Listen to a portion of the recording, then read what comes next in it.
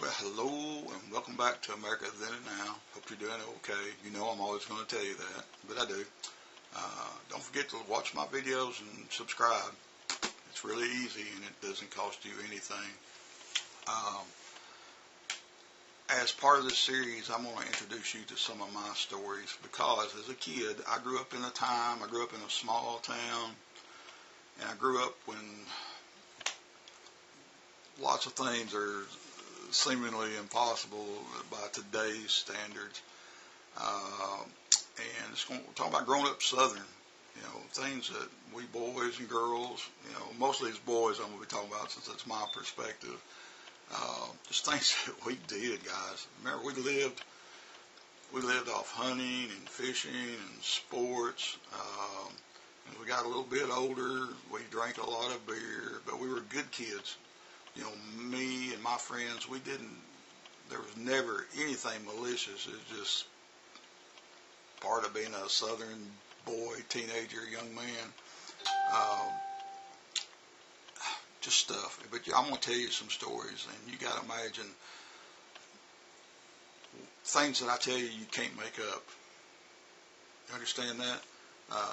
Get a little mood music here. But things I'm going to tell you, you just can't. There's no way you can make it up. It has to be true. And my life at times was a TV series. I think back of the things that I was part of, things I had done, and I'm going, how am I alive today?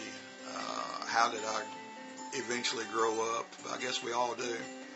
But my Southern culture, being from Arkansas,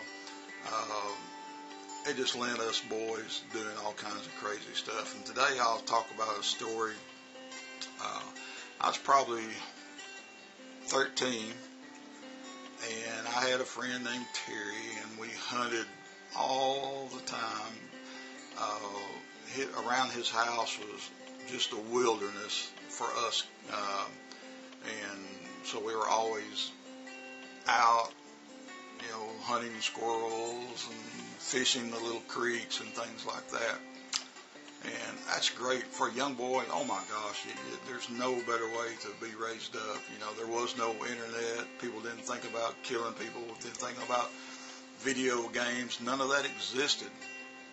We just simply wanted to go have fun. And I remember one day that we had been out fishing in this canal. It's probably, it might be 3/4 of a mile from his house. It was not a little short hike, but it wasn't too far. But we were fishing and probably not catching much then. It was summertime, the water was down low, and the fish were always hiding in the deep holes.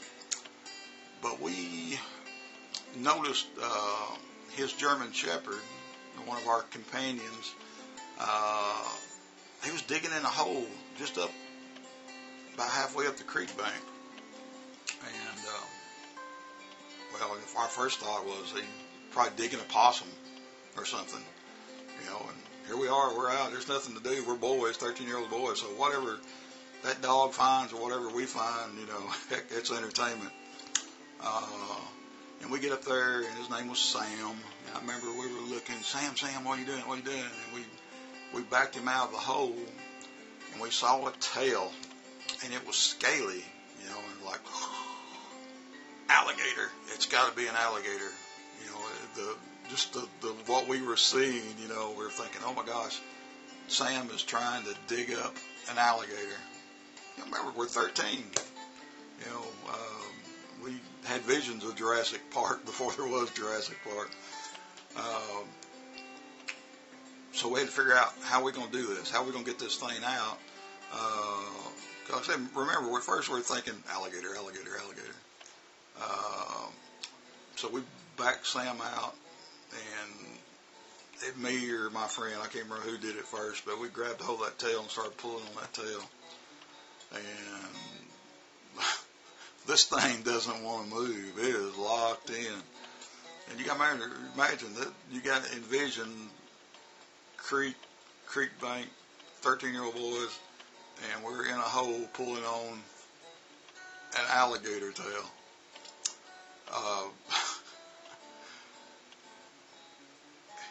we start pulling on this thing, trying to get it to let loose. And